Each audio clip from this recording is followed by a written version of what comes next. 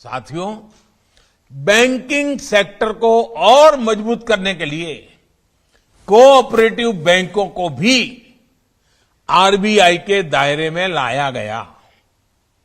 इससे इन बैंकों की गवर्नेंस में भी सुधार आ रहा है और जो लाखों डिपॉजिटर्स हैं उनके भीतर भी इस सिस्टम के प्रति विश्वास मजबूत हो रहा है।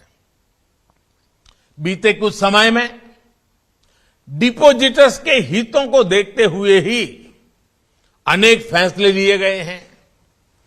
वन नेशन वन अम्बर्समेंट सिस्टम, इससे डिपॉजिटर्स को और इन्वेस्टर फर्स्ट के कमिटमेंट को बल मिला है।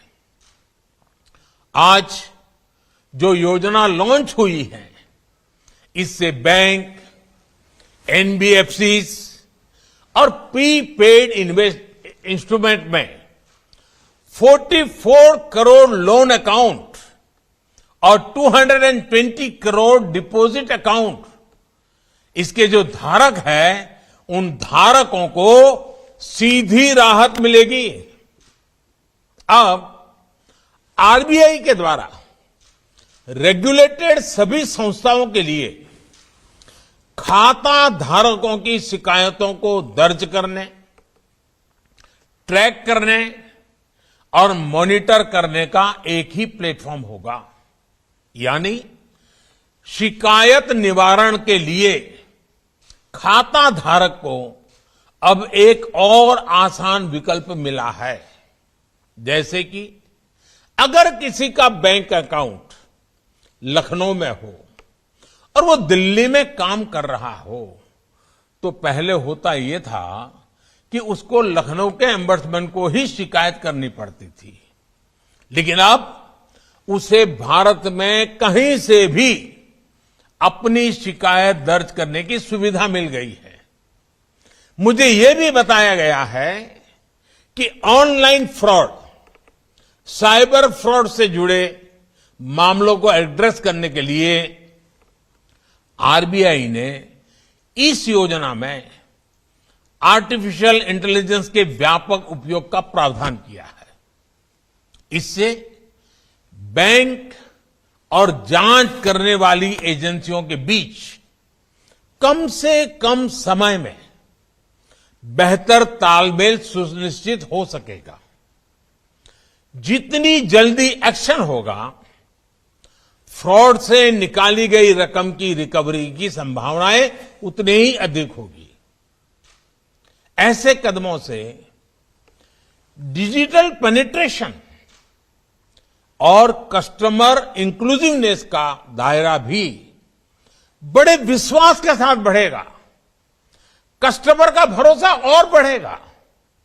साथियों, बीते सालों में देश के बैंकिंग सेक्टर में, फाइनेंशियल सेक्टर में इंक्लूजन से लेकर टेक्नोलॉजिकल इंटीग्रेशन और दूसरे रिफॉर्म्स किए हैं।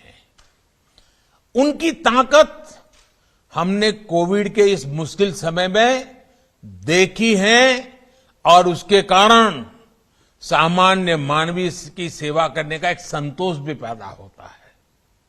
सरकार जो बड़े बड़े फैसले ले रही थी, उसका प्रभाव बढ़ाने में आरबीआई के फैसलों ने भी बहुत बड़ी मदद की है और मैं आरबीआई गवर्नर और उनकी पूरी टीम को सार्वजनिक रूप से इस संकट काल में जिस प्रकार से उन्होंने चीजों को हिम्मतपूर्वक निर्णय किए हैं, इसके लिए बहुत बहुत बधाई देता हूं, पूरी टीम का अभिनंदन करता हूं।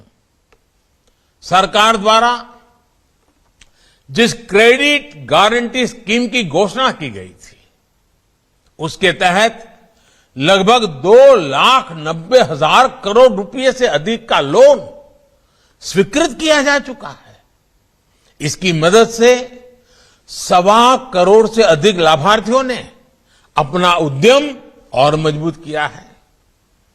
इसमें से अधिकतर एमएसएमईज हैं, हमारे मध्यम वर्ग के छोटे उद्यमी हैं।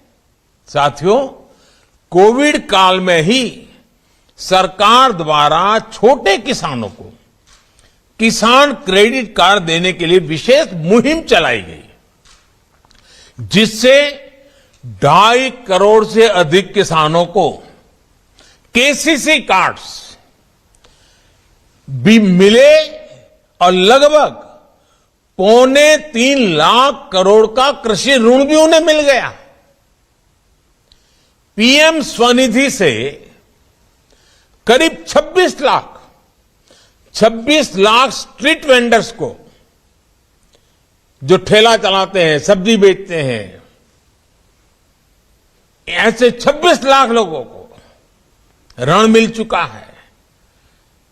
और आप कल्पना कर सकते हैं, कोविड का इस संकट काल के बाद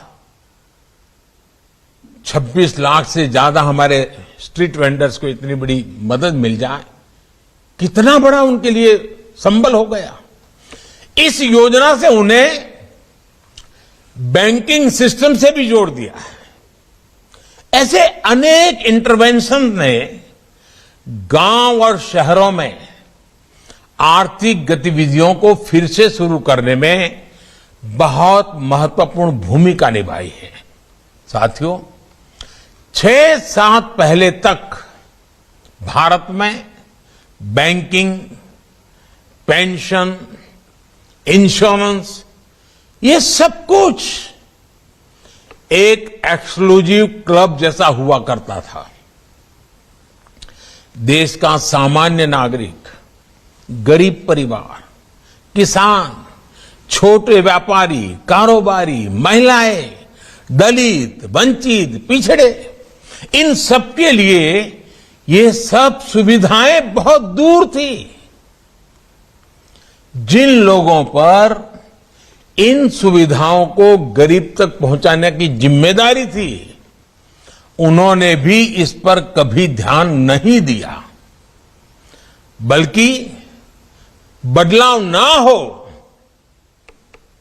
कोई परिवर्तन ना आए, गरीब तक जाने के रास्तों को बंद करने के लिए जो कुछ भी तर्क दे सकते हैं, भांति भांति के बहाने, यही एक परंपरा हो गई थी। इंडिया टीवी हर वक्त हर जगह डाउनलोड करने के लिए सर्च करें India TV news Google play store या ऐप स्टोर पर।